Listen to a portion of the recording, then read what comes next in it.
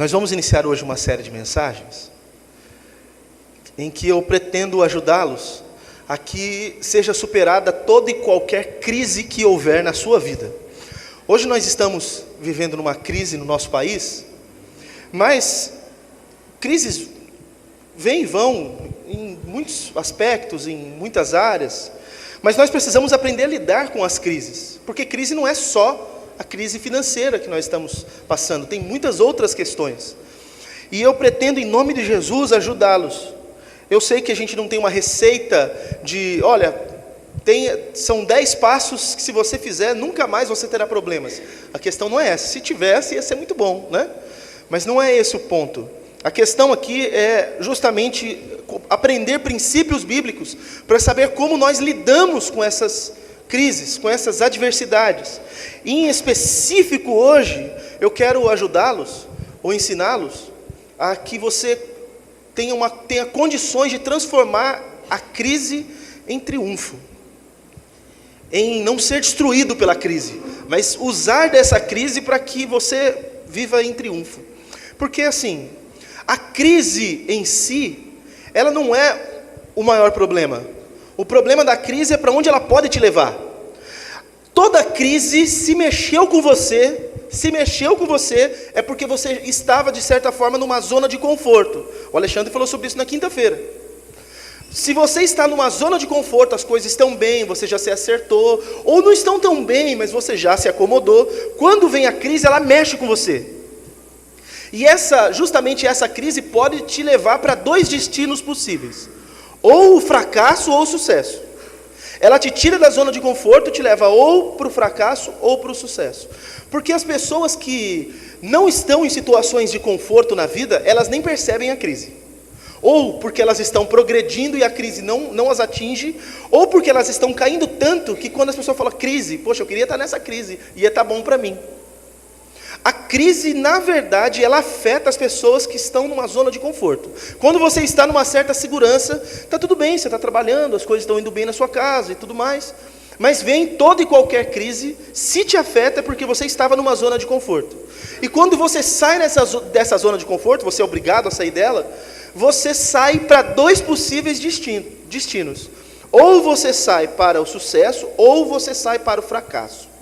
Então, se a crise é uma coisa que não dá para a gente fugir dela, a questão é como nós nos portamos nela, para que estando nela o nosso destino não seja de fracasso. Mas isso é um assunto que a Bíblia responde, lógico. Nós vamos ver aqui a história de Isaac, e embora eu tenha conseguido encontrar mais coisas do que eu vou falar hoje, eu vou me limitar a 3 princípios para podermos transformar a crise em triunfo. Vamos ler a história no capítulo 26. Então, se você não conhece, você vai ler esse capítulo inteirinho. Olha aí, para quem não leu a Bíblia hoje, coisa linda. Houve uma fome na terra, além da primeira ocorrida nos dias de Abraão. Por isso, foi Isaque a Abimeleque, rei dos filisteus, em Gerar. Apareceu-lhe o Senhor e disse: não desças ao Egito, habita na terra que eu te disser. Mora nessa terra, e serei contigo, e te abençoarei, pois a ti e à tua descendência darei todas estas terras e confirmarei o juramento que fiz a Abraão teu pai. Multiplicarei a tua descendência como as estrelas do céu e lhe darei todas estas terras e por meio delas serão benditas todas as nações da terra. Porque Abraão obedeceu a minha voz e guardou o meu mandamento, os meus preceitos, os meus estatutos e as minhas leis. Assim habitou Isaque em Gerar. Perguntando-lhe os homens do lugar acerca de sua mulher, disse: é minha irmã, porque ele temia dizer é minha mulher. Para que, dizia ele, não me matem os homens do lugar por causa de Rebeca, porque é muito formosa. Ora, tendo Isaque permanecido ali muito tempo, Abimeleque, rei dos filisteus, olhou por uma janela e viu que Isaque estava acariciando a Rebeca, sua mulher. Então chamou Abimeleque a Isaque e disse: na verdade é tua mulher. Como, pois, disseste é minha irmã? Respondeu-lhe Isaque: porque eu dizia para que eu não morra por causa dela. E disse Abimeleque: que é isso que nos fizeste? Facilmente se teria deitado alguém deste povo com tua mulher, e tu terias trazido culpa sobre nós. Assim, Abimeleque ordenou a todo o povo, dizendo: qualquer que tocar neste homem ou em sua mulher, certamente morrerá. Semeou Isaque naquela terra, e no mesmo ano recolheu 100 vezes mais, porque o Senhor o abençoava. Engrandeceu-se o homem, e foi-se enriquecido até que se tornou muito poderoso. Possuía ovelhas e bois, e muita gente de serviço, de modo que os filisteus o invejavam. Por isso, entulharam todos os poços que os servos de seu pai tinham cavado nos dias de Abraão, enchendo-os de terra. E disse Abimeleque a Isaque: aparta-te de nós, pois já és muito mais poderoso do que nós. Então Isaque partiu dali e se acampou no vale de Gerar, e aí se estabeleceu. Tornou Isaque a abrir os poços de água que se escavaram nos dias de Abraão, seu pai, e que os filisteus haviam entulhado depois da morte de Abraão, e lhes deu os mesmos nomes que seu pai lhes havia posto. Cavaram, pois, os servos de Isaque naquele vale, e acharam ali um poço de águas vivas. Mas os pastores de Gerar contenderam com os pastores de Isaque, dizendo: esta água é nossa. Por isso chamou o poço de Ezeque, porque contenderam com ele. Então cavaram outro poço, e também contenderam por causa dele. Por isso chamou-se Sitna. Partiu dali e cavou ainda outro poço, pelo qual não contenderam. Por isso lhe deu o nome de Reobote, e disse: agora o Senhor nos deu lugar, e cresceremos nesta terra. Depois subiu dali a Berseba.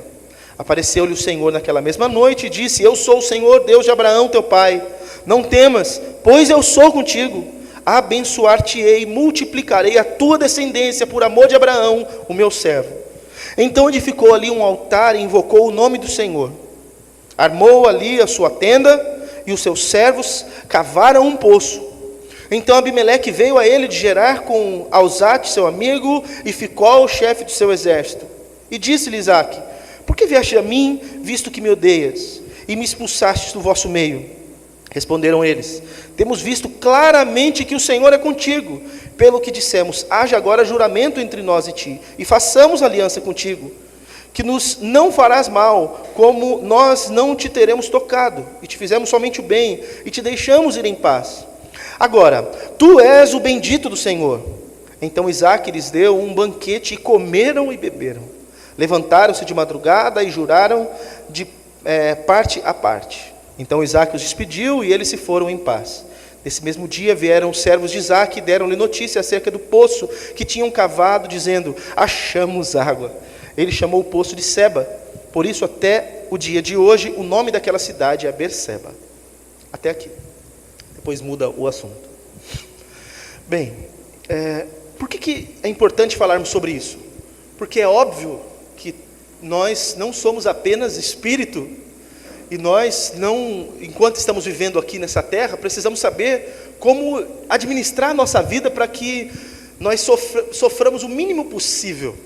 É uma coisa inteligente de se pensar. Se não tem como fugir do sofrimento, então vamos sofrer o mínimo possível. É algo que você precisa buscar na sua vida, obviamente. Mas quais são as orientações que Deus dá para Isaque num tempo qual ele estava vivendo? Primeiro, preste atenção. Isaque não estava num lugar próspero. Não era um lugar muito bom de se viver. Você leu no primeiro versículo? Houve uma fome na terra. Não era um lugar que estava em fome. Eram muitos lugares, os lugares conhecidos. Todos eles estavam com uma fome tremenda. Fome essa que, pelo que o texto narra, tinha havido uma outra semelhante nos dias de Abraão. E aí então, ele vivendo nesse contexto, chegando numa fase dessa da vida, numa crise terrível, como que ele lida com isso, o que ele faz, como ele interage com Deus no meio disso, é o que a gente vai falar a respeito em cima de 3 princípios. Primeiro princípio, eu sei que você não tem, a maioria de nós aqui não tem costume de anotar, mas como o Adriano sempre grava, e o Wallace tem o cuidado de postar, então depois, se você quiser, vá lá, pegue, anote, porque são coisas que você não tem que ouvir apenas. Essa minha mensagem não é uma mensagem para causar impacto na sua vida, é para te ensinar como você vive daqui para frente. Então você precisa ter essas coisas que nós vamos falar como via de regra para o que você for fazer. Primeiro princípio, na crise, siga a orientação de Deus ao invés de fugir. Quando você passar, ou se você estiver passando por uma crise, seja em que área for, em que situação for da sua vida, porque crise não é só financeira, eu já disse isso, tem crise emocional, crise pessoal, crise espiritual, crise financeira, tem tanto tipo de crise. Se você passa, ou quando você passar por uma crise, entenda que você precisa seguir a orientação de Deus, ao invés de fugir. Isaac, quando está naquela situação, e ele estava numa situação de crise, a primeira coisa que ele faz é tentar ir para o Egito.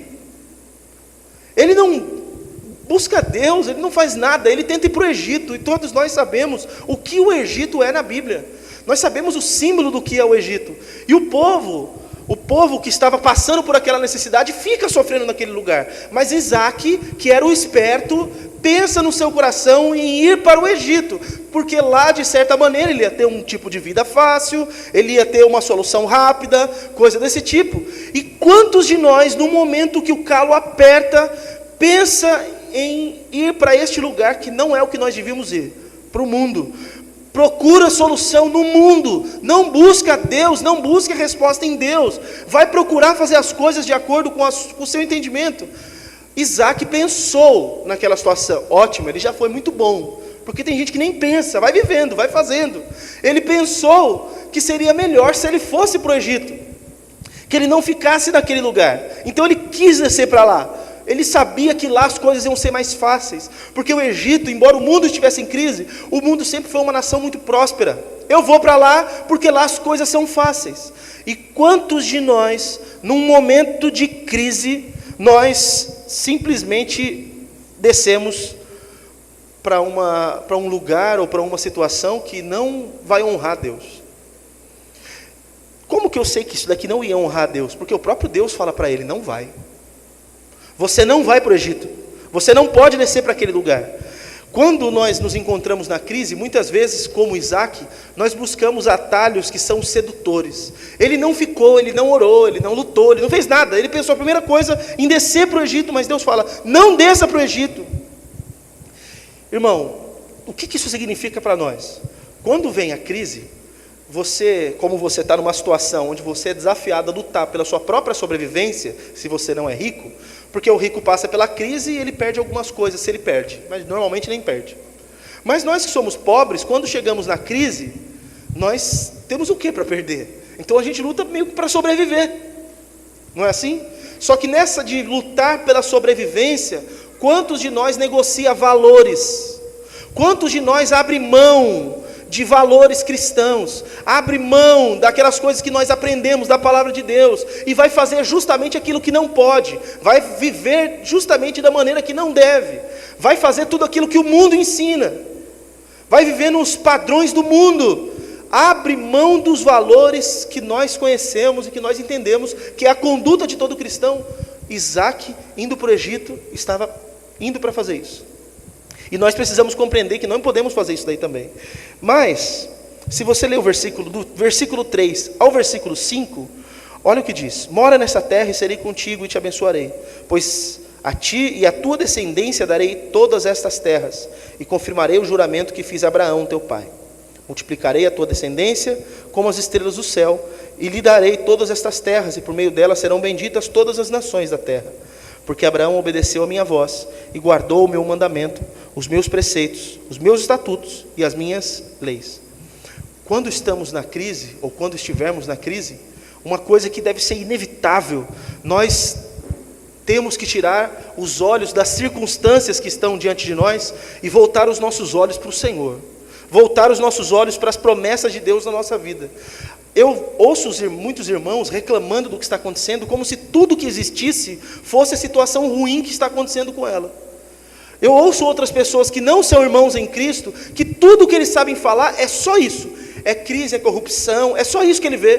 Tudo que posta, tudo que fala é só sobre coisa ruim, como se só existissem coisas ruins. Pode ser que o que te cerque seja isso.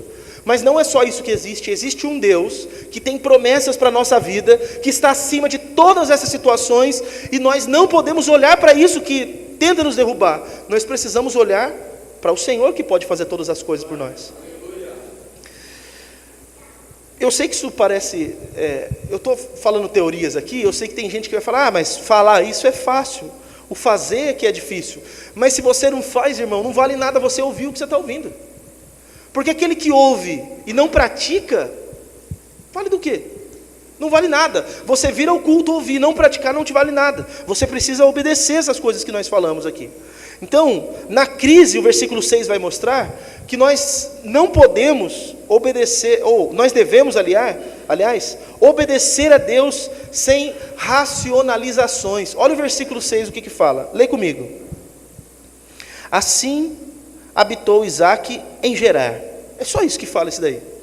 Deus fala para ele assim: não, você não vai para o Egito, o único lugar que aparentemente está próspero. Você vai ficar nesse lugar que é um deserto. É coerente o que Deus mandou ele fazer? Não. Mas por que ele obedeceu a Deus? Porque ele tinha aprendido que obedecer a Deus é sempre o melhor. Ele tinha aprendido que nós precisamos viver obedecendo a Deus, mesmo que aquilo que Deus pediu ou mandou que nós fizéssemos, não seja aquilo mais aparentemente coerente. A palavra de Deus, nas suas ordens, e no que Deus nos ensina na sua palavra, nem sempre vai nos dirigir para algo que é tão coerente. Existem coisas que parecem absurdas, mas nós precisamos obedecer a palavra de Deus, por mais que nós não compreendamos, por mais que a gente não entenda o que Deus está fazendo, porque daquilo nós precisamos obedecer a Deus. Muitos irmãos da nossa igreja são teimosos e sofrem porque são teimosos. Eu converso com eles, mostro as coisas na palavra: irmão, vai por aqui, faz isso, olha o que a palavra fala, aí faz o contrário, aí depois, eu não sei o que deu errado. Você não sabe, não obedeceu a palavra de Deus, mas é que parecia que aquela outra coisa era melhor. Irmão, você pode até pensar que uma coisa seja melhor do que o que Deus mandou, mas nada supera aquilo que Deus disse para você fazer. Deus é um Deus sábio. Ou você acha que nós conseguiremos vencer a Deus em sabedoria? Que a gente vai conseguir montar um plano, uma estratégia melhor do que o que Deus mandou para a gente fazer? Deus fala para Isaque: Isaque, você não vai descer para o Egito, fica nessa terra. Em outras palavras não vá para lá onde aparenta haver prosperidade, fique aqui no meio desse deserto, porque o que Deus queria fazer com Isaque era ali naquele lugar. E tem coisas que Deus fala para a gente não entende, e a gente perde oportunidades da parte de Deus, porque nós não somos obedientes. Pode ser que lá no Egito ele não fosse prosperar, as coisas não fossem acontecer na vida dele. Tudo aconteceu na vida dele porque ele obedeceu a Deus mesmo sem entender. Eu sempre exorto a igreja a estudar, a conhecer da palavra de Deus. Faça isso mesmo. Mas existem situações, existem coisas que você não vai entender, e você vai obedecer mesmo sem entender, porque você crê que o teu Deus quer sempre o melhor para a tua vida. Isso é a diferença de você crer em Deus, ter fé, e você apenas saber de Deus. Quem sabe vai nas coisas que são lógicas, quem crê obedece mesmo sem compreender. Isso é importante pensar. O versículo 6 então fala a respeito dessas racionalizações, né? Fica em Gerar, fica nesse deserto, ele não questiona, não discute, não duvida, só obedece. Então, o primeiro princípio: siga a orientação de Deus, ao invés de fugir da situação. Você está passando por um problema, uma situação, não tome atitude antes de Deus falar o que você precisa fazer. Eu vou fazer uma pergunta que é retórica, você não precisa me responder. Quantos de vocês, antes de tomar uma decisão, oram e esperam Deus falar o que você tem que fazer? Vai entrar no relacionamento, ora. Vai entrar num negócio, ora. Vai fechar um negócio, vai sair de um negócio. Você vai falar com alguém sobre um assunto importante, você ora antes ou você vai e faz? Você tem um dinheiro que você quer investir, quer fazer uma reforma na sua casa, fazer qualquer coisa. Você ora ou você simplesmente pensa: eu acho que o dinheiro dá, e vai e faz? Irmãos, nós precisamos orar e pedir direção para Deus antes de fazermos qualquer coisa. Tudo. Isso vai evitar você chorar amanhã por causa de situações que não deviam estar acontecendo. Porque Deus sempre vai nos dirigir no que é a melhor coisa, que é a vontade dEle. Segundo princípio: na crise, não permita que sua fraqueza destrua a sua família. Na crise, não permita que a sua fraqueza destrua a sua família. Olha, irmão, quando a crise aparece, seja ela em que nível for, em que área for, toda vez que a crise aparece, ela aguça aquilo que são as nossas deficiências. Ela viabiliza, faz com que seja mais fácil se manifestar todas as nossas fraquezas. Sabe quando que as suas fraquezas mais podem aparecer? É justamente nos momentos de crise. E são justamente esses seus defeitos, esses seus problemas, essas suas limitações que podem destruir a sua família. As famílias não são destruídas em tempos de que as coisas estão tudo bem. São destruídas justamente no tempo de crise. Começa desentendimento dentro de casa, os filhos não respeitam os pais, o marido não quer saber de falar com a esposa com o marido. É justamente no momento da crise. Então preste atenção, quando chegar a crise, não permite que a sua fraqueza destrua a sua família. Olha o versículo 7 comigo. Vocês estão aqui, amém? Perguntando-lhe os homens do lugar acerca de sua mulher, disse: é minha irmã, porque temia dizer: é minha mulher. Para que, dizia ele, não me matem os homens do lugar por causa de Rebeca, porque é muito formosa. Você prestou atenção no que Isaac fez? As pessoas perguntaram: quem que é essa mulher que está com você? Ele não falou que era a mulher dele, ele falou: é minha irmã. Ele estava com medo dos homens matarem ele, porque a mulher dele era linda demais. Tipo assim, a minha esposa é linda, se eu falar que é minha esposa, vão me matar para ficar com ela. Então, o que ele estava fazendo era assim: eu vou mentir, ela é só minha irmã, se alguém quiser fazer alguma coisa com ela, faz, mas eu não morro. É tipo assim, eles vão fazer de qualquer jeito. Eles vão fazer, sendo minha irmã ou sendo minha esposa, porque ela é linda demais. Mas já que eles vão fazer, então que façam sem eu morrer. Esse era o Isaac. E esse pecado foi igual ao do pai. O pai dele também pecou assim. Ele tinha que ser homem, cadê agora para ser homem? Cadê agora para assumir a esposa dele? Mas ele, naquele momento, naquele lugar de crise, foi justamente no meio do que estava acontecendo, que ele simplesmente permitiu que as suas fraquezas viessem à tona. Quais eram as fraquezas dele? Egoísmo, mentira e medo. Ele é um cara egoísta, ele só pensou nele, ele não pensou na esposa. Ele não pensou um minuto na esposa. Olha, na pior das hipóteses, se ele fala assim: ó, eu não consigo enfrentar esses caras, pega essa mulher de noite, larga tudo para trás e vai embora. Minha esposa é bonita demais, vão me matar por causa dela. Vai morar numa caverna com essa mulher, bicho. Não posso ficar onde tem gente que alguém vai querer me matar por causa dela. Ué, vai morar numa caverna. Mas não, ele queria ficar num lugar onde ele pudesse prosperar, mas ele estava abrindo mão da própria esposa para ter segurança. Ele era um cara egoísta. E quantas pessoas são egoístas e por causa do seu egoísmo a família está padecendo? Quantas pessoas são egoístas e por causa deste egoísmo as famílias estão padecendo? Porque só pensam em si mesmas. Só pensam em si, só pensam na sua felicidade, só pensam na sua alegria. E é justamente no momento de maior necessidade que isso daí vai aparecer. E quando isso aparecer, se você permitir, vai aparecer e vai destruir a sua família, porque você é egoísta, você pensa em você vem primeiro, os seus planos, os seus sonhos, você está em primeiro lugar. Se alguém falar qual é o seu maior projeto de vida, poxa, eu penso que isso deva acontecer comigo. E o resto da sua família, onde está incluído nisso? Não são poucas as pessoas egoístas, não são poucas as pessoas mentirosas, porque me parece que hoje há uma ideia na cabeça dos crentes, que mentir não tem problema.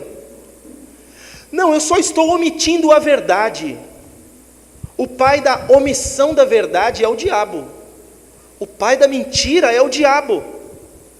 E eu vou falar uma coisa, isso está impregnado na nossa cultura. Nós somos uma cultura de pessoas mentirosas. Nós mentimos para tirar vantagem dos outros. Só que isso não pode ser parte da cultura do cristão. O cristão não é dado a mentira. Ah, mas se eu não mentir eu vou me prejudicar. Foi o caso de Isaac. Eu vou mentir, porque senão eu vou me prejudicar. E quantos de vocês mentem para não se prejudicar? Mentem no trabalho, mentem na escola, mentem com coisas bobas, mas estão mentindo. Chega no dia da prova, ou chega depois, falta na prova e vai lá na professora e fala assim: eu não fiz a prova porque eu estava doente. Sabe o que é? Aconteceu um negócio. Tudo mentira. Falta no trabalho, mente no trabalho. Mente para as pessoas dentro de casa, porque que você não conhece. Se eu falar a verdade para essa pessoa é muito estourada, eu não posso falar a verdade. Ah, então você não tem um Deus que controla, inclusive, temperamento de pessoas. Mas por que é que as pessoas são tão dadas à mentira? A mentira destrói famílias. Deixa eu falar uma coisa. Esses pecados aqui de Isaac, no texto você não vai ver nenhum problema. No texto, nesse do capítulo 26, você não vai ver nenhum problema. Continua lendo a Bíblia, você vai ver o que acontece depois, justamente por causa dessa cena, disso que ele fez. Ele foi egoísta, ele mentiu e ele se mostrou um banana, porque ele não pôs a vida dele em risco por causa da esposa. E a Bíblia fala que o homem tem que amar a esposa assim como Cristo amou a igreja e se entregou por ela. Olha só. E ele é um banana, nesse momento ele foi um frouxo, ele não enfrentou a situação pela esposa dele. Como você acha que essa mulher se sentiu? Você consegue visualizar a cena? Como que essa mulher se sentiu no meio disso tudo? Bem, ela não se sentiu bem. Prova disso é o que acontece depois, nas cenas seguintes. Eles têm os seus filhos, Esaú e Jacó, e daí para frente, dessa cena para frente, você não vê mais nenhuma fala de Isaac com Rebeca. Aquele casal maravilhoso que começou tudo bem, que é o casal modelo para os jovens que querem arrumar uma esposa, daqui para frente eles não têm mais um relacionamento saudável. Eles vão até o fim da vida sem ter plena comunhão. Isaac ama um filho, Rebeca ama outro filho, e eles mentem um para o outro, ou principalmente ela começa a mentir para ele, enganar o marido, mesmo cego, porque lá atrás ela não se sentiu valorizada, lá atrás ela foi enganada, se sentiu traída, se viu como um objeto do seu marido. Lá na frente, o dia que ele precisou, ela se vingou. Eles vão até o fim da vida deles e eles não têm mais paz naquele casamento. Eles não têm mais aquela coisa linda que foi o começo do relacionamento deles. Mas porque aqui, nesse instante, Isaac negociou a sua esposa. Ele negociou a sua família. Por quê? Porque ele era egoísta, ele era mentiroso e ele estava com medo. No momento de crise, ele permitiu que as suas fraquezas viessem à tona. E foram justamente essas coisas que acabaram com esse casamento. Se no momento da crise você deixar que as suas fraquezas venham à tona, cada um sabe qual é a sua fraqueza aqui. Eu ouço de homens que falam, as coisas estão difíceis, e quando eu vejo, eu já estou pecando, eu já estou lá na internet, já estou vendo isso daqui, aquilo outro. E cada um tem a sua fraqueza, e no momento que as coisas apertam, ao invés de correr para o Senhor, correm justamente para a fraqueza, para fazer aquilo que, com certeza, vai gerar consequências na família. Você não tenha dúvida, se você permitir que suas fraquezas venham à tona nas crises, a sua família vai ser afetada. Não estou amaldiçoando, eu estou dizendo uma realidade, e nós precisamos ser homem de verdade, mulher de verdade, para assumir essa realidade, que as consequências dos nossos atos vêm, e nós precisamos assumir isso. Só que, diante dessa questão, o Isaac se mostrou cada vez pior, porque fora o que ele fez, o versículo 8 vai mostrar que Isaac, ele ficava dentro da casa dele, acariciando a sua esposa, mas lá fora, ele não era o marido dela, ele era marido só dentro de casa, fora de casa ele não era marido. Ele é descoberto porque alguém viu ele pela janela, viu que lá dentro de casa, ele tinha certa postura. Fala, não é possível que essa mulher é irmã dele? Ele está fazendo carinho nela, diferente, não é coisa de irmão isso que está acontecendo, é marido e mulher. Isaac era muito homem para assumir a sua mulher no quarto, ali dentro de casa, fora dali, acabou. Irmãos, vamos aprender a ser homem de verdade. Homem não é homem só no quarto, não é homem só para fazer as coisas de casa. Família é família e ponto, e acabou. A gente tem que assumir a família e fazer tudo pela família, e viver em função da família. É nosso papel fazer isso. As mulheres esperam que nós façamos isso. E tem muito homem que é homem só no momento da vida. Ele é um macho alfa só no momento da família. Mas no momento que a família precisa, aquele homem não está lá. Quantas irmãs me reclamam, falam, meu marido, eu tenho que correr atrás, porque meu marido está aí relaxado, não está aí querendo nada com nada. Estou eu aqui fazendo o papel do homem da casa.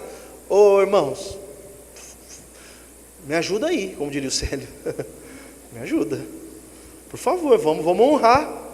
Não dá uma de Isaac, não, que é homem dentro de casa, mas fora de casa parece que tem um monte de estranho. Sem contar aquelas famílias que não passam só no casamento, passam por aquelas vergonhas dos seus familiares. Tem marido que quando casou com sua esposa estava mais formosa do que é hoje, talvez. Porque ela ainda não tinha feito tudo o que fez por você e pela sua casa, né? Então ela estava melhor do que talvez esteja agora. Porque antes ela pegava o dinheiro dela e investia nela. Agora tem as coisas da casa, ela não faz as coisas para ela, né? Ela faz as coisas para a família. Aí quando sai diante dos outros, tem vergonha que é a esposa. Tem vergonha, os filhos com vergonha dos pais. Vai numa reunião de escola, tem vergonha. Porque, nossa, eu vou falar que minha mãe, olha o cabelo que minha mãe está. Sua mãe está com esse cabelo porque você está com esse tênis novo no pé. Por isso sua mãe está com esse cabelo. Porque você está com esse tênis novo. Sua mãe está com esse tênis novo porque você está com uma televisão paga lá na sua casa. É por isso. Está com aquele cabelo. Por isso que seu pai não anda tão bem vestido. Porque você tem que ter as suas coisas. Quando a gente é jovem, a gente não entende nada disso. Aí a gente cresce, a gente começa a entender. Aí vai batendo na consciência aquelas coisas que a mãe falava. Aí você fala, ai meu Deus, que vergonha. Que vergonha.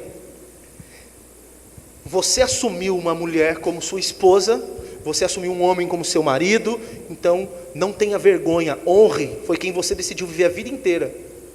Mas ela não está como ela era antes. Então faz alguma coisa, varão.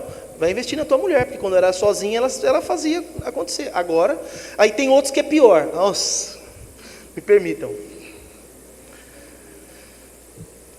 Eu conheço alguém assim. A mulher era linda. Ela ainda é linda, mas ela era espetacular. E aí o cara casou com ela. E ele não deixa que ela seja mais espetacular. Porque tem ciúmes dela. Mas aí ele reclama que ela não está espetacular. Esse bipolar tinha que tomar um tiro no joelho. Tinha. Porque acha que é ruim dela não estar como era, mas não deixa ela fazer nada, porque se ela fizer, os outros vão olhar. Você está se vestindo para quem? Para quem? É para outra mulher, não se preocupe. Porque mulher se veste para outra mulher. Não é para homem, fica tranquila, não é para o outro. É para que as outras vejam. Desculpa, irmãs, eu vou revelar o segredo para os irmãos aqui.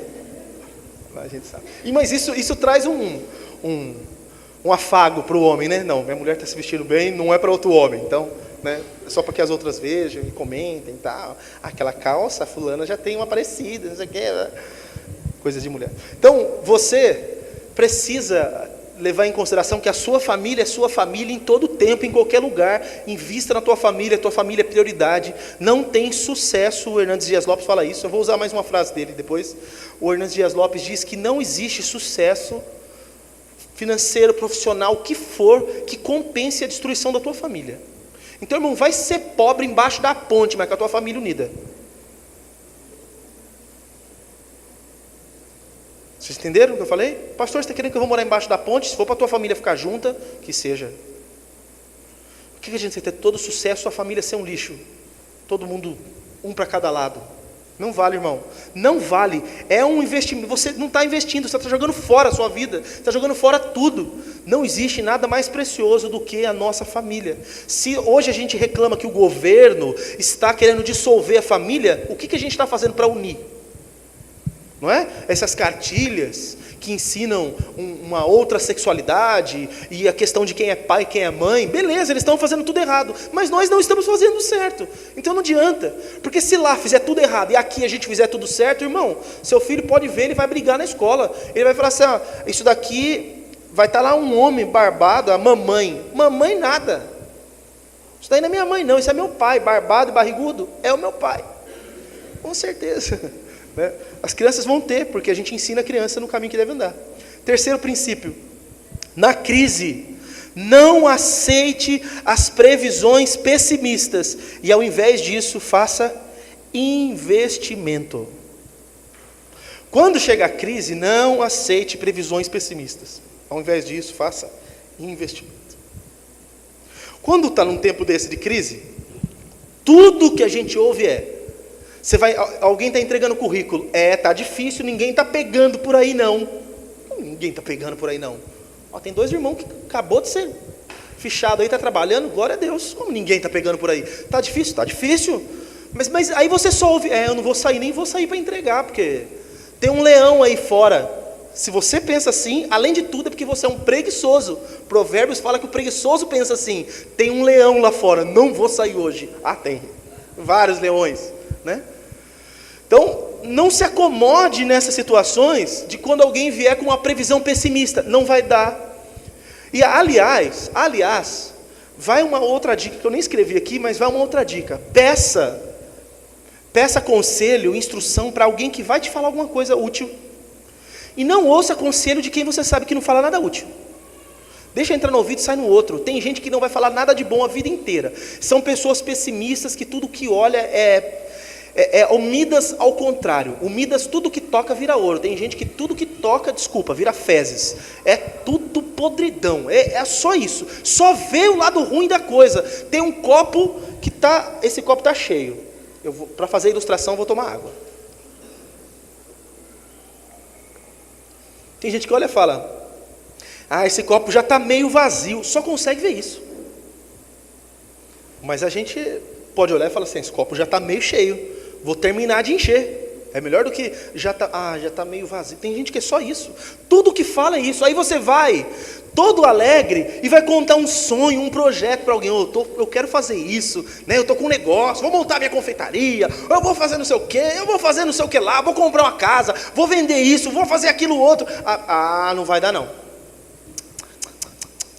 Olha, todo mundo já tentou fazer isso, fulano já tentou, e daí eu não tentei, eu não fiz, por que o outro não deu, não vai dar para mim? Então para de ouvir instrução pessimista, previsão pessimista, e busca a Deus para saber o que Deus tem a falar a respeito do que você pretende fazer da sua vida, seja no que for. Meu casamento não está muito bom, mas eu vou tentar com isso. Alguém fala, não, eu vou levar uma caixa de bombom para casa. Aí a outra pessoa fala, não leva não, porque a mulher não vai gostar, porque engorda. Elas comem em segredo, elas comem. Elas sabem que engorda, mas elas meio que oram, repreendem o mal calórico e comem, escondido. Deixa a caixa lá, ninguém mexe. Você vai ver que daqui a uns dias só tem um último, e ela com a cara mais lavada vai falar assim, quem foi que comeu o chocolate? Né? Foi ela. Ela sabe, mas não vou tentar mais. Por que você não vai tentar mais? Quantos de vocês desistiram dos sonhos da vida de vocês? Cresceram pensando em alguma coisa? Cresceram idealizando? Ou viram alguma coisa? Estava assistindo pequenas empresas, grandes negócios. Falou assim, eu vou fazer esse negócio. Eu vou fazer esse trem aí. Por que para mim não vai dar, para o outro deu?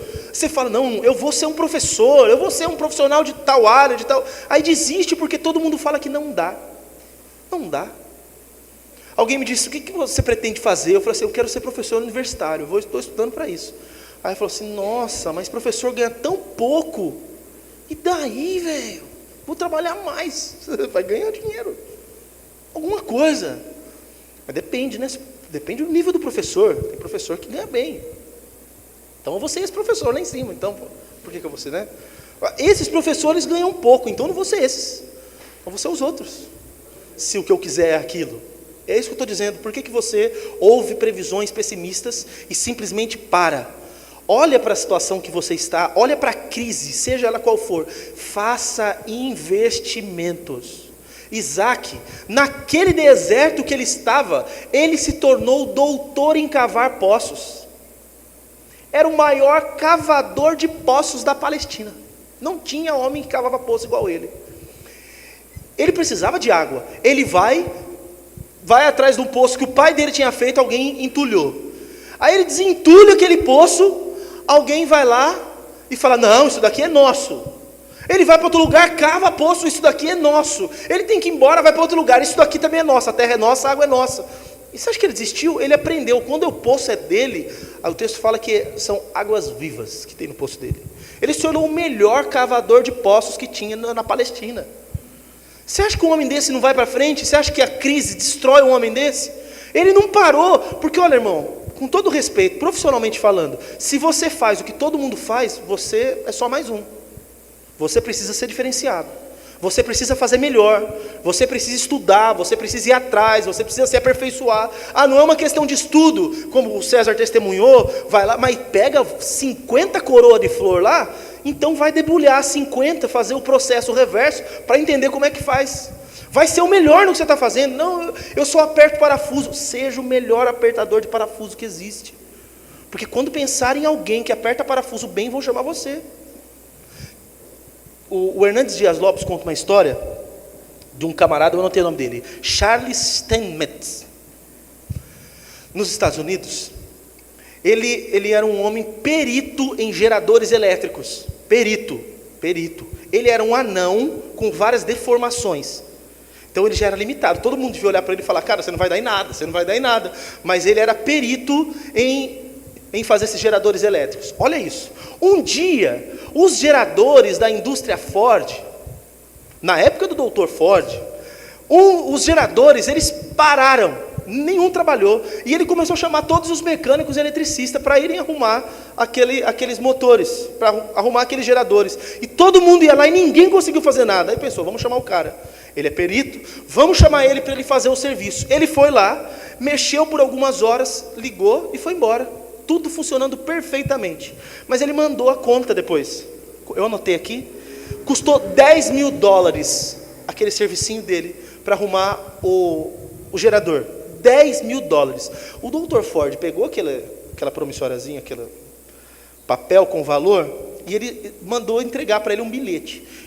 Escreveu assim, eu anotei exatamente o que ele falou. Essa conta não está muito alta para um serviço de poucas horas, em que você deu apenas uma mexida naqueles motores? Isso é o que o Henry Ford fala para aquele cara, um perito em geradores. Você não acha que você está cobrando muito caro só para fazer esse negocinho que você está fazendo? Aí ele mandou um outro bilhete respondendo, falou assim, olha, valor da mexida nos motores, $100. Valor do conhecimento do lugar certo para mexer, $9.900. O Dr. Ford pagou. Não falou mais nada. Fazer aquilo todo mundo fazia, mas o saber como, o know-how, o fazer bem feito, era só aquele cara que sabia. E foi $10.000. Se um outro mecânico conseguisse, ia ganhar quanto? $100. E ele? $10.000. Porque ele sabia fazer, e sabia fazer bem feito, ele era perito.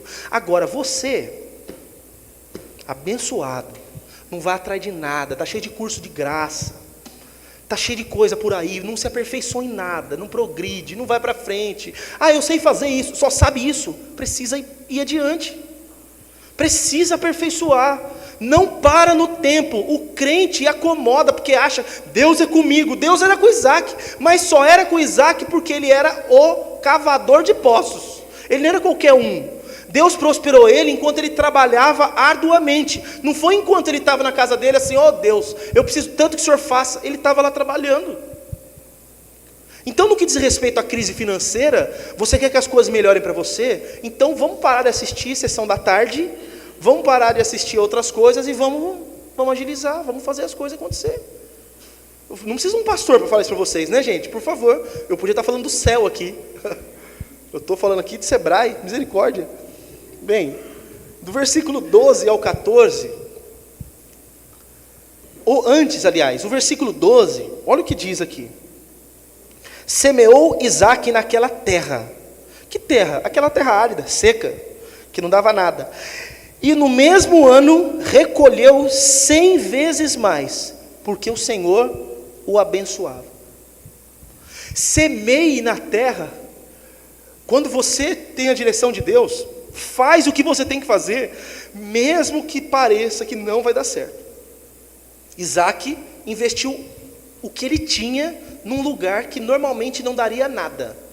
Para os comerciantes aqui, empresários, isso daqui é uma parábola. Olha que coisa linda. Ele investiu o que tinha aonde parecia que não dava nada. Todo mundo semeava, mas esse homem semeou e naquele ano ele colheu 100 vezes tudo que ele investiu.